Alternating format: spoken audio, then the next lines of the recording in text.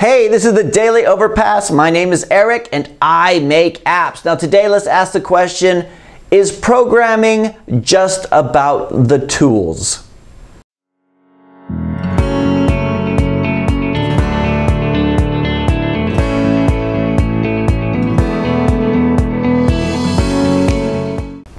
Alright, so today I want to answer a question that came in on episode 608 by Dennis Bilio. Dennis, I hope I'm pronouncing your surname right. Episode 608 is the one which was about whether or not new developers lack confidence. And Dennis just asked a simple question, which was, so programming is mostly about tools?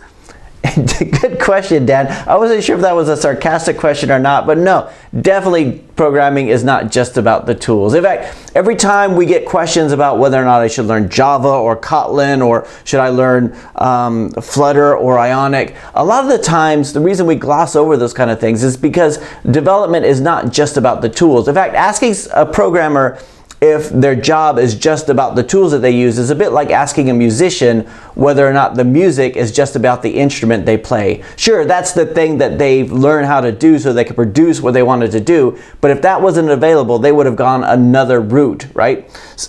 Or it's like asking a writer whether or not he types out his book or whether he writes it out longhand. It really doesn't matter because the finished product is a finished product. In fact, a lot of times with an application, just by looking at the front end, you really can't tell what tool was used to create it. I mean, sometimes you can, like if they haven't changed it a lot, like a lot of times I could tell an Ionic app just by looking at it if they're using the stock standard and they haven't changed into the CSS or anything like that. Or I could tell by the loading screen if they haven't customized it, but that doesn't necessarily mean anything. Sometimes I'm wrong about that. So a lot of times, the tools that you use to create the application are not that important. What the tools do is they save us time, right? It's like using a power saw or a hand saw, right? Some things just make it easier. Sometimes you use a framework that make your job easier, but the finished product is the finished product. Now, when this comes into effect, when the tools that you use are important is if you're looking for a job. So if you go for a job and they're looking for a C# developer, then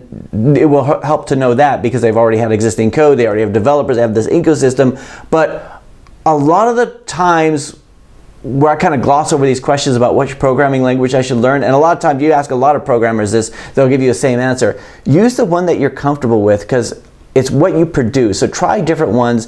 Some of them you might find easier. Some of them you might get your head around. Like I know people who love Ruby. They love Ruby on Rails. And every time I look at it, I'm like, I never really like the indentions and everything like that. Or Python. I've never got into Python. And I can remember when I got into C# how the curly brackets really scared me. I used them on JavaScript, but I didn't like all the curly brackets. I was from the VB and I like the end if kind of thing.